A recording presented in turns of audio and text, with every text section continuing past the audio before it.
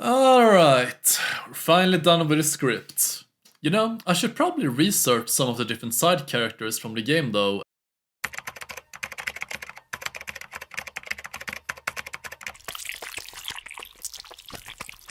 Oh, thank God.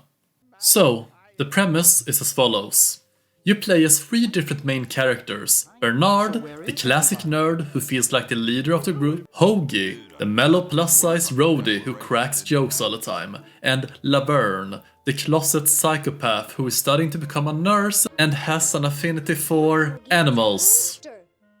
Just what I need for dissection lab tomorrow. So, after the purple tentacle drinks some of the professor's fallout wastes, he mutates and becomes more competent, grows arms, and becomes more evil, wanting to take over the world. Of course! It's now up to you to stop him by going back in time one day. Unfortunately, something goes terribly wrong, and all the 3 different main characters get stuck in a different time period. Welcome to the Day of the Tentacle. So, the game was developed in 1993 by LucasArts, the same creator of, the Monkey Island series. The game is a loose adaptation of the previous installment called Maniac Mansion, though in that game you choose and play a vast amount of different characters who could all die, and if they all die, you lose the game and it's game over. A lot of the same characters from that game show up as different side characters in Day of the Tentacle. During the 90s, LucasArts was the undisputed master of the point-and-click genre, with previous games such as, the Monkey Island series, Grim Fandango, and Sam & Max. Day of the Tentacle was met with critical success and acclaim and is now seen as one of the best point-and-click adventures of all time. Now, a remastered version of Day of the Tentacle was in the works at LucasArts Singapore before the sale of LucasArts to Disney in 2012. Though never officially approved, the game used a pseudo 3D art style and was nearly 80% complete, according to one person who was close to the project. But unfortunately, Disney decided to close down LucasArts, and it's also why the Star Wars 1313 was cancelled. The small game studio Double Fine somehow got the rights to Disney to create the remastered version of Day of the Tentacle. So in 2016, after having upgraded all the visuals, sound quality and user interface, the game was released. This must be that Woodstock place Mom and Dad are always talking about. Oh, great. I'm stuck in Colonial times. Tentacles are taking over the world. Time for me to save the world, I guess. I thought I was free of Dr. Fred and those crazy Edisons forever. But now, I know that I must go back to the mansion. Unfortunately, the point-and-click genre is pretty much dead in the modern day, with gamers now playing, the FPS, MOBA, Battle Royale, RPGs, etc. Because you have to remember, puzzle games take a lot of time and effort to complete, and there's not much, instant gratification, unlike, modern games. Got something that might interest you. And the reason why puzzle games were so popular back in the day was due to the fact that, PCs at that time were not powerful enough to run demanding games. So PC games around the 80s to 90s were mostly point-and-click adventures. There is only one company today that still releases authentic puzzle games, which is Telltale. And you know them more or less from the Walking Dead franchise and many other games from different IPs that they made. But Telltale went bankrupt once, for a reason. They overreached with too many IPs, but the main issue is the genre. Why should I buy the game when I can watch someone I like play it? And it's pretty much just the same as, with Life is Strange, and you are going to be reviewed soon. The difficulty of Day of the Tentacle is quite interesting, as I was researching old forum posts when the original was released and a few years after, and some people thought the game was one of the easiest point-and-click adventures they've ever played, and some thought it was the hardest one. And you have to remember that back in the day it was typical, with no help whatsoever, that it could take you up to months or even years to complete these different puzzle games fully.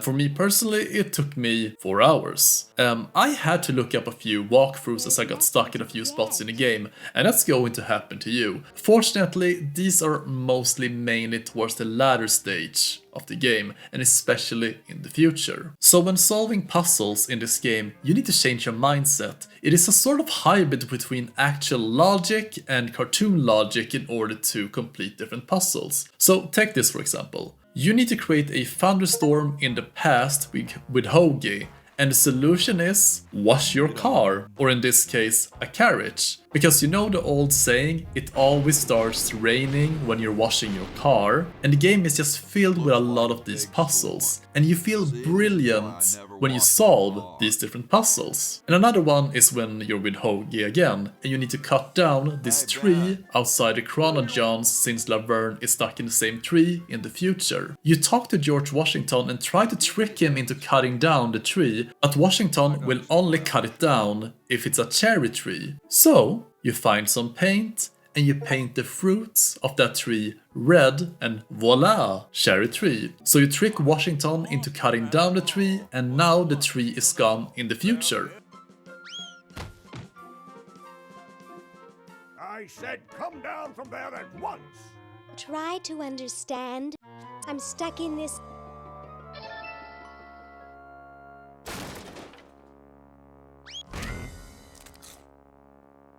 The playable characters are as follows. There is Laverne, and she is the third playable character, who has the most screen time in the third part of the game. She has one of the weirdest personalities I have ever seen in a game. She is a complete psycho when it comes to knives and pets, and she has some of the weirdest and funniest walking I have ever seen, and I just completely love it. And Hoagie, the roadie, who is this mellow meathead who loves to rock and roll.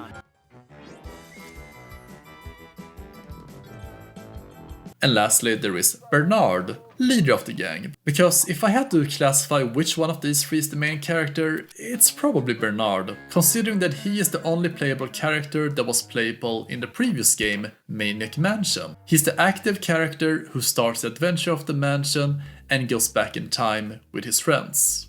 I thought I was free of Dr. Fred and those crazy Edisons forever.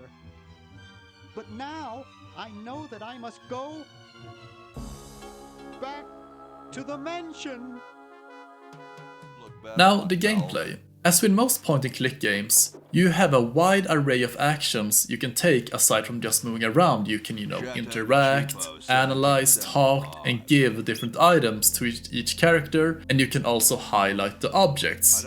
And you can do this by holding down the control key, and you highlight everything you see, and those are the things you can actually interact with. And it just makes it much easier to see what's relevant in a room and what's just scenery. One of the most remarkable game functions is swapping between characters. You can swap between the 3 different characters at any time by just moving your mouse down to the inventory screen and then pressing one of the character portraits. And you are going to do this a lot, since you need a lot of things in the past and present to affect the present and future. And the closest game I can think of with this function would probably be Grand Theft Auto 5, though in that game it requires a loading screen, but in Day of the Tentacle Remastered, no loading screens when swapping, and I love it. And it makes it feel like there's no chore in swapping between characters. If there were a loading screen between every swap, I'm not sure if I would have finished the game at all. And some of these puzzles are just crazy. For example, one puzzle requires the player, while in the future era, where the purple tentacle has succeeded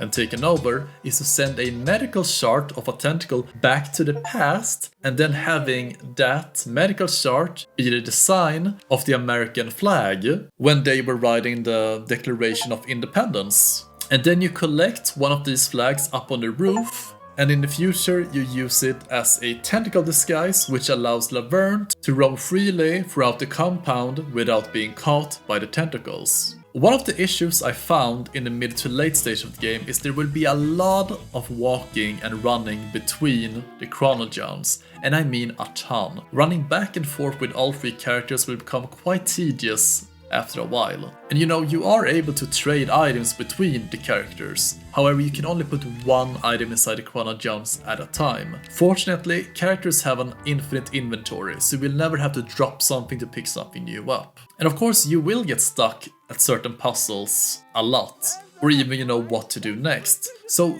in each timeline there is a mummy that each character can interact with, and they talk with, you know, themselves or give the player tips when they're interacting with the mummy on what they need to do and how they should do it.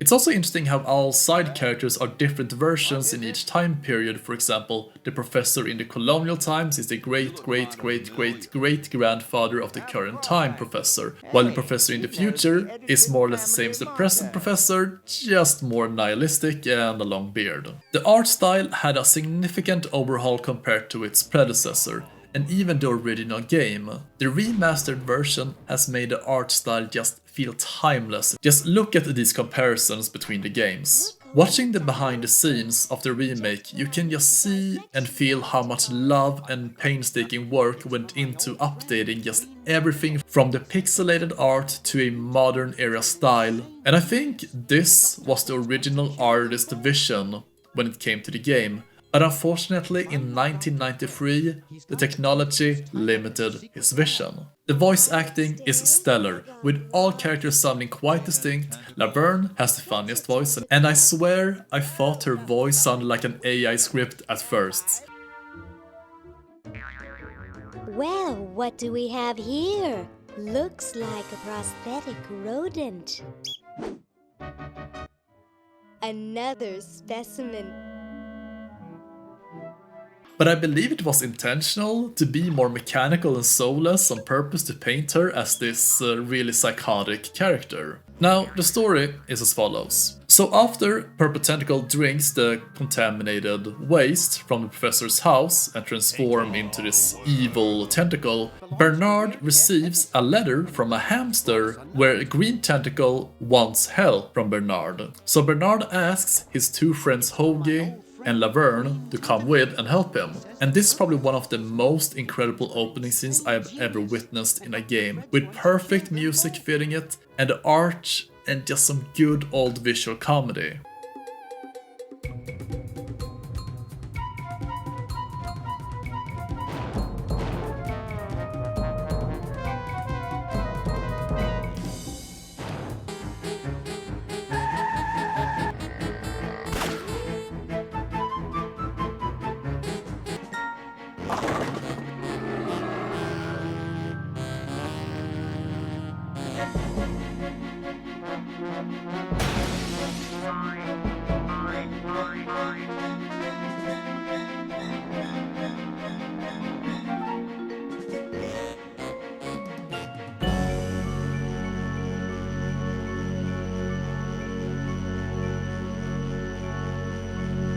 After finding the secret lab and speaking to the professor about Purple Tentacle, he has the idea that they should travel back in time one day before to shut off the contaminated sludge. Our only hope now is to turn off my sludge-o-magic machine and prevent the toxic mutagen from entering the river. Isn't it a little late for that, Doctor? Of course, that's why I'll have to do it. Yesterday, to the time machine. And the professor has created a time machine that runs on diamonds, or in this case, fake diamonds. After Bernard, Hoagie, and Laverne enters the chronogems, they all travel back in time. Unfortunately, the fake diamond short circuits and everything goes wrong. Hoagie ends up in the past.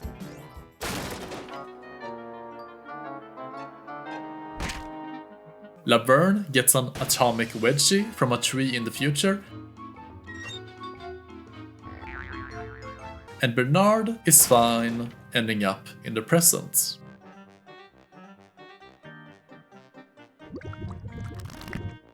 The chronogems in the past and the future have stopped working and need new power sources in order to work, while Bernard needs to find a replacement diamond to get them going again. The early part of the game is mainly about Hoagie, back in the colonial times, as he needs to build a battery and then power it up to escape the time period. Here he will meet most of the founding fathers, such as Washington, Jefferson, and Benjamin Franklin. Hoagie manages to create a battery for a blueprint that Bernard sends him through the chronogems. The professor builds it after giving him the necessary material. And after summoning a thunderstorm, you have to become Benjamin Franklin's assistant in his kite experiments. After sneaking the battery into the kite, lightning strikes it, and now you have the fully charged battery to connect with the porta-johns. You now have to finish the other two storylines to continue.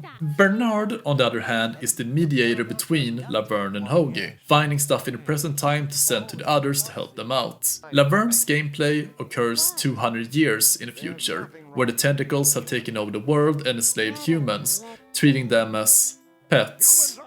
And God, this feels so wrong to say in 2024. After Laverne is rescued from the tree, she is immediately taken into captivity by the now ruling tentacles, and she is thrown into the kennel with the rest of Professor Fred's family. Now, she needs to gain access to the basement, but in order to do that, she needs to get past one of the hunter purple tentacles. And she needs to win the beauty and talent competition, where the tentacles gives out a prize to the winner. And although the competition is to embarrass the humans and show how superior the tentacles are, Laverne needs to find a human that she can enter into the competition, because, you know, the other tentacles sees her as a tentacle with the outfits.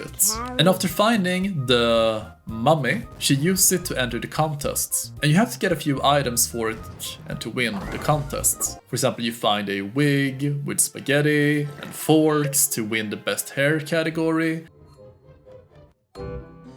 Wow, that's the best hair I've ever seen on a mummy. Thick and full. And juicy. The mummy wins.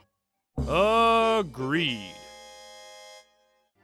A voice box or radio to win the singing category or best voice. Okay, who's got a joke? Hey, I just flew in from Baltimore, and boy are my suction cups tired.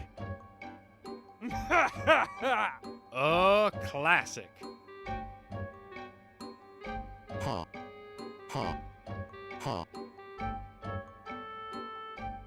It's amazing how the mummy can do that without moving his lips. I say we give him first place. Agreed. And lastly, the best smile category, by stealing a horse's golden teeth. Is constructed by the following method. First, develop a rigorous elective grammar. If the elements have NP completeness, the crunchy factor can be ignored. Blah, blah, blah, blah, blah, blah, blah, blah, blah. Whoa.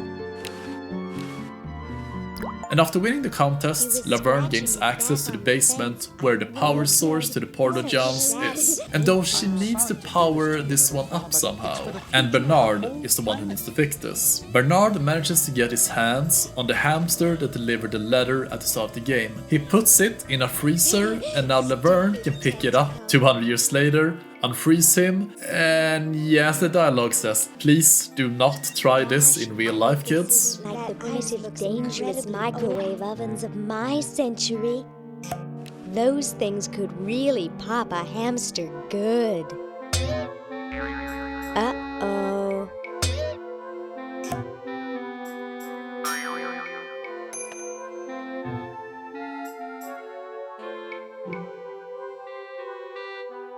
That was fun, but only because this is the 22nd century. You see, kids who put hamsters in microwaves back where I'm from get taken away from their parents and put up for adoption.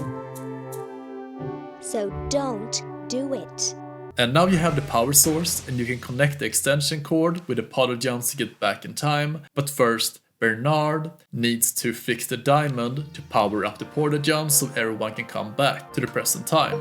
And as I have explained earlier, there are a lot of things that you can set up to, change in the future. And one of the most egregious examples of this is the fact when Bernard needs to set up certain things for the future, and in this case, he needs to start a dryer and keep it going for 200 years. So he picks up a pile of coins which is bigger than he is and probably weighs more too. And there are enough quarters in this stack to keep the dryer running for 200 years because the dryer ran half an hour for every quarter instead. So in 200 years, Bernard would have had to insert 3.5 million quarters into the dryer, and totaling around $876,000. And when you are progressing in the game, you will be interrupted several times by different news articles about what Purple Tentacle is doing, getting closer and closer, taking over the world, but you will also see different dialogues in different time periods between different people. How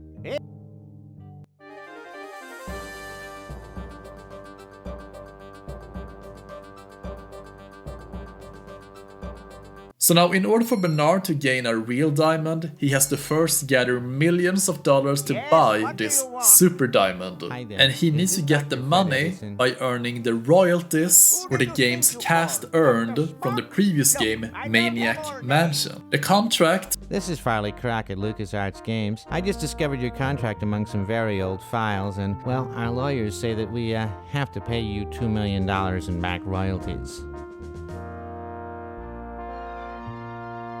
For the use of your family in the Maniac Mansion video game. What? This is Farley Crock. No, I heard that, you moron! Today's deal is locked behind a safe where you need to first drug the professor and then make him sleepwalk to open up the safe. And after that, you need to use a VCR to record what the actual combination is. And if you have never used a VCR before, this part is going to be quite difficult. After gaining the money, you buy the super diamond and you can now teleport everyone back to the present. However, Purple Tentacle finds out about the plan and goes back in time as well, one day, to stop the toxic waste from Dr. Fred's laboratory. Unfortunately, the trio tries to catch up with him, and they all use the same chronogen, and they end up stuck together like in The Fly.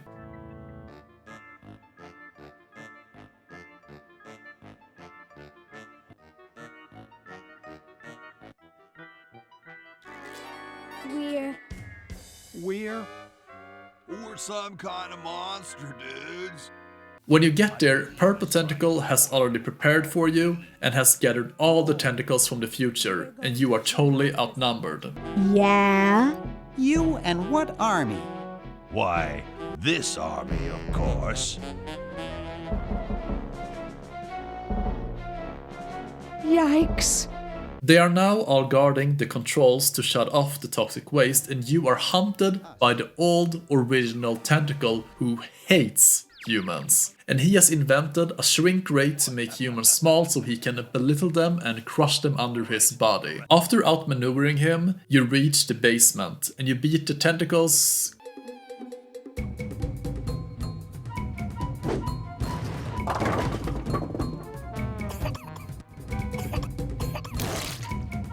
You are cornered by the old Tentacle, and you now need to convince him through dialogue that it's not Bernard and the gang or even humans' fault that he is the way he is, and the one to solely blame is Dr. Fred. After Purple Tentacle lets his guard down, he is defeated and everything is gonna go back to normal. So apparently your bodies were not stuck together, everyone was just stuck inside Hoagie's t-shirt. And the game ends by looking slowly over the house to a waving flag of the United States with the tentacle print, with the credits rolling, showing that what you did in the past has affected the present. Now, there is probably never going to be a sequel to this game, considering that when the game originally came out in 1993, it was a huge financial success, and it did not even get a sequel back then, so we're probably not going to get another entry in this series. And of course, it's quite sad that this genre is more or less dead, and Telltale Games is probably the closest one we still had, but they are nowhere near near the sheer genius of comedy and puzzles, because let's be real, Telltale's puzzles are way too easy. Well, what I can say is we have seen weirder things happen in game before, so never say never. I highly recommend this game to anyone. The beautiful art style, the music and the humor are so good, and it kind of reminds me of, you know, the old Looney Tunes stuff, and it has not aged whatsoever. It's quite a short adventure. Without any help or guides, it can take you anywhere from 5 hours to months to finish. I recommend that you only use a guide or help when you are truly stuck. Getting help kind of diminishes the satisfaction of solving a complicated puzzle, you know, by thinking in a different cartoon logics. The game is dirt cheap on Steam, so I highly suggest you try it out if you are looking to try something new and something that used to be what PC gaming was all about back in the day. Oh, and as I said earlier, this remaster was made by Double Fine Studios. And speaking of that studio...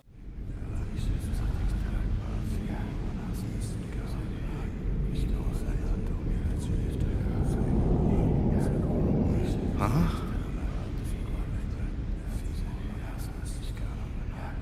Ooh. Huh? The day has finally come for us to serve our master.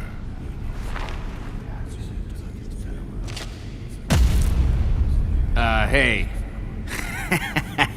Hey, I'm not your master. No, you are not.